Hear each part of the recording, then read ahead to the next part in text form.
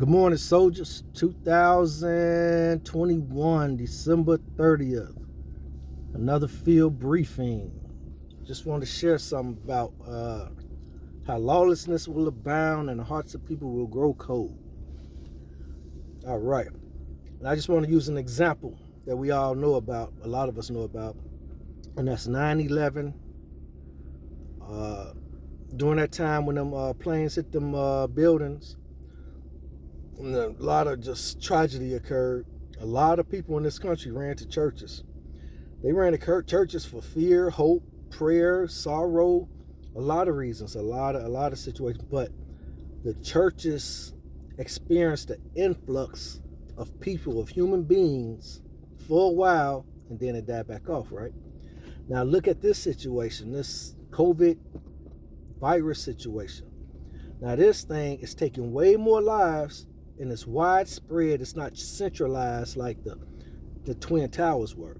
Now this thing is worldwide, countrywide, housewide, company-wide, everything. It's just this footprint. This thing is just stepping to every household. It's stepping to everywhere, right? Because it's a virus, right? So it's going, right? But have you noticed it's not an influx in the churches? Now, I'm not just saying because they said they got the quarantine and they got these mandates going out. That really don't stop somebody. If they trying to stay alive, your mandates can't stop nobody from going to where they want to go, right? Because it's stop not stopping airplanes. Everybody trying to do vacations. They trying to go to stores. They rushing into doing here. They rushing to do there. I mean, mandates, they good only if a person listen to it, right? Follow it, right? But there's not an influx in the churches like it was during 9/11. And that was only what, 19 years ago, something like that, 19, 20 years ago. But what you got to realize is that it's the same country, a lot of the same people, but it's a different way of thinking, a different way of feeling now in this country. People not running to God now. And I mean, these people that came to the churches was saved and unsaved, right? But now, the saved and unsaved is not running to churches no more, praying and interceding and crying out to God for this situation when it's claiming a lot more people. This thing's sneaking up on people. You can wake up feeling good, next day you're not feeling good, you know.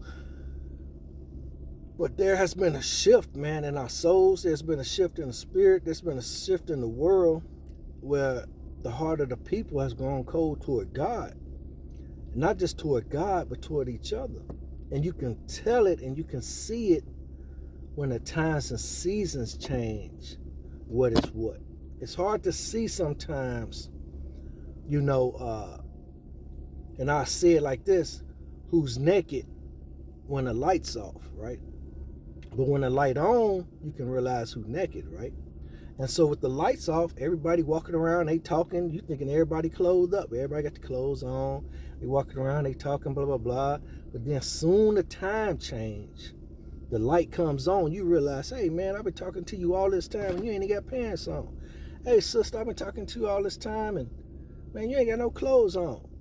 You see? And that's what times and seasons bring forth. It reveals that which you couldn't see during that time and that season, right? And so this time is showing us how really cold our hearts have become toward godly things, compassion-wise, fear, and honoring God, you know, and because it's not that turning. And then you even have the churches now that's really bagging up off of this situation out of fear. I mean, bagging backwards, not forward, but bagging backwards out of fear because the giant in the land, right? And so we have to be careful of that. We don't need to keep going on about this, but you have to see what's going on in these times and seasons. You have to see it, man.